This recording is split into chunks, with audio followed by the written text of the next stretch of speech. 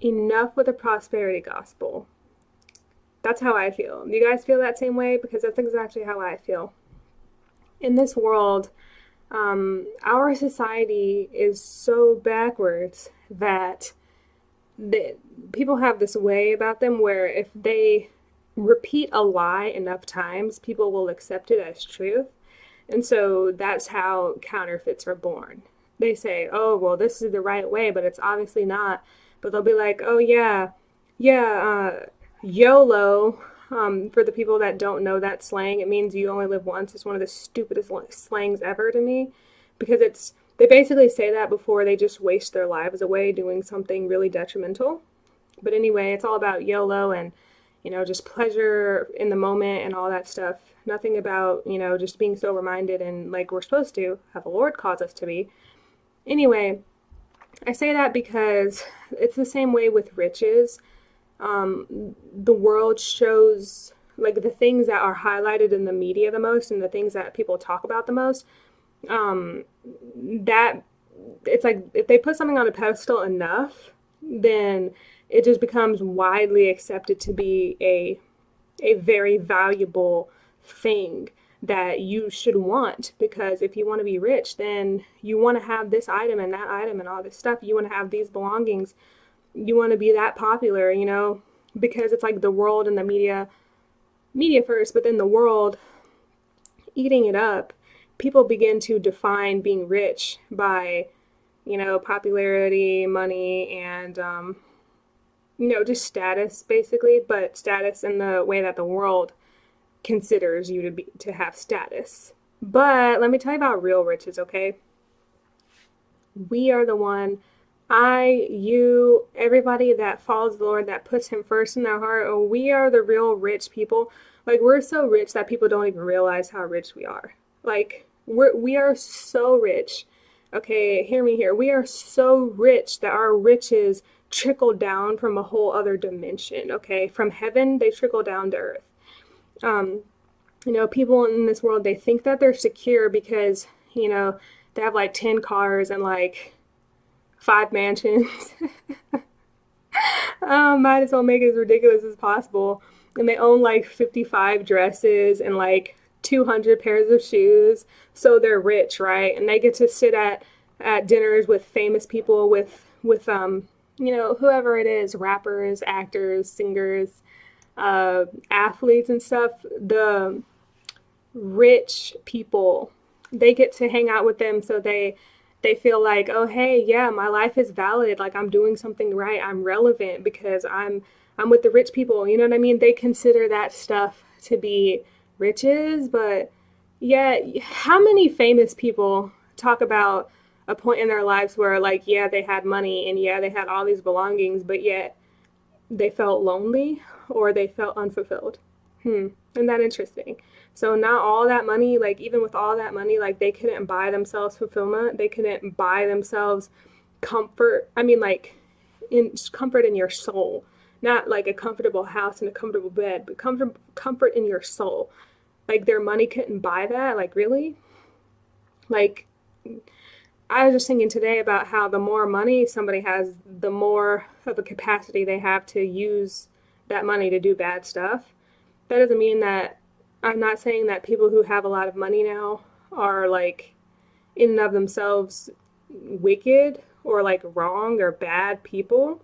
Because like you can have money and do good things with it, but I'm just saying that having a lot of money just opens doors for you because you'll be able to financially sustain yourself while you do possibly more bad stuff if you wanted to because you can afford it. Like for example, gambling and I mean like making money your god, stuff like that. If you don't have that much money, then how can you know what I mean? Like there are just things that you can do that are bad if you have more money.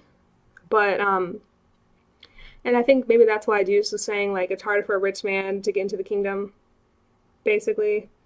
It's because like he's already created his own God, basically. Like he already loves his money so much and he's already so comfortable in this life because of his money that like why in his eyes, why should I seek God?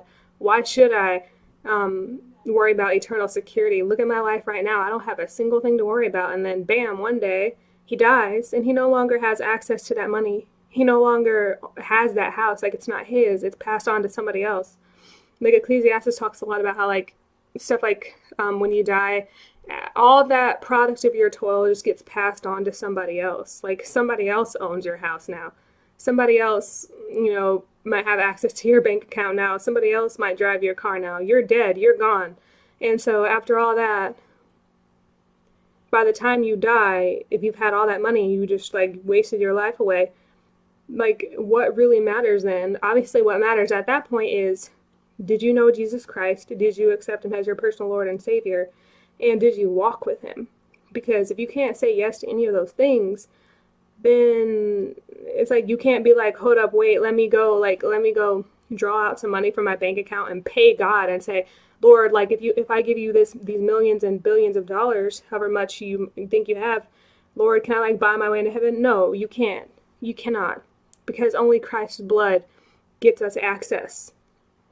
In this life we don't really have any excuse, and it's an easy trap to fall into, like being really materialistic, and the world's always shoving something new at you that you gotta have, that you gotta buy this new thing. Like, everybody has it, and all the cool people have it. You got all the celebrities showing it off and stuff, and everyone wants to be like them, right? Wrong, not me. But anyway, like, the world's always tempting you with something. They're always it's almost like they're trying to program you to tell you what you want. It's like, you want that car, you want those shoes, you want that phone, you want all this stuff, but, like, the world is terrible at actually emphasizing the most important thing, which is the Lord and walking with God now. Like, everyone's trying to get their best life now. Does that sound familiar to you guys? Does that sound familiar? Because it sounds familiar to me. Anyway, prosperity gospel. Oh my gosh, what a problem. Anyway, everyone wants to have their best life right now and have all that they can right now. But, like, how many people actually prepare for eternity? Like, when I see people living all kinds of crazy ways, I'm like, you realize you're going to die one day, right? You realize that it's like you're not going to live forever. Wouldn't you want to prepare for the life that you're going to live after this? Especially when the life after this actually lasts for all of eternity. Just this life here is but a vapor. It's like, you can get thousands of dollars, and that would be really, really great if you can use it responsibly and not get yourself into trouble. If you can remain grounded. But what about your eternity, though? You can't take your money with you to eternity. It's going to be a different form of currency up there. Down here, people's version of being rich is, like, having all these material goods, like whatever materials you can think of, like a certain kind of computer, certain kind of car, certain kind of shoes, certain kind of phone, certain kind of house, and all this tech, right? But, like, heavenly riches is, like, ruling and reigning, you know what I mean? Peace and joy and comfort of your soul, and wisdom, things that you can't put a price on that stuff. There's no shortcut to that stuff. Those things are treasures that the poorest of the poor, if they have that, they're richer than the richest. Okay? Like, I'll say that again. If the poorest of the poor have Christ and the Holy Spirit in them, then they are richer than the richest. Okay? On earth.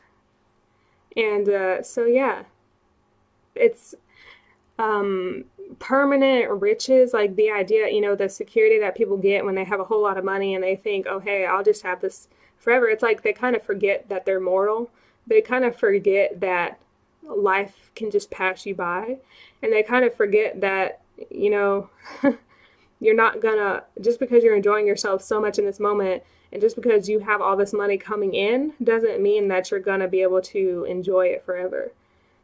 So you might want to have an eternal deposit backed up, if you know what I mean. You might want to give your life to Christ and walk with God. You might want to store up heavenly riches that will never, ever spoil or rust or anything like that, that a thief can't break in and take. You know what I mean? Nobody's going to rob God. You know what I'm saying? No one's going to outsmart God and take his I wouldn't say money because like it's a different kind of currency, but you know what I mean. Like you're not gonna break in and steal from God. No, no, sir, it's not gonna happen. But on earth, after all that hard work, somebody can make all this money and then like get this beautiful house with all these very nice belongings, and then somebody could just rush in and take their stuff. You know what I mean? And the next thing you know, that person who stole that TV and all this nice stuff, they're getting rich off of what was yours. You know? So I just thought about that today, and I wanted to talk about it. Real riches versus fake riches. Like don't settle for the counterpart of, you know, be rich today and then you could die and have nothing to show for when you stand before God in judgment. Or you can be, I mean, honestly, you can be rich down here too with money. You can be rich with money and you can be responsible with money. But the important thing is, what I find is that people who are like that, they actually follow God though. So their money doesn't cause them to just spiral into this life that's out of control and just lawless, you know?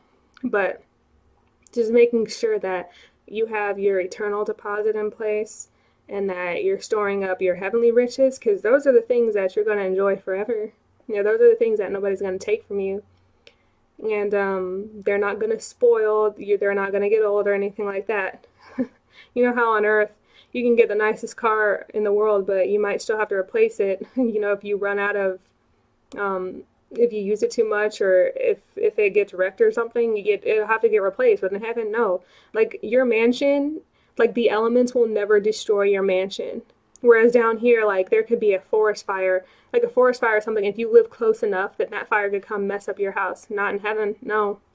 That is a guaranteed, permanent, perfect condition treasure of a residence in heaven.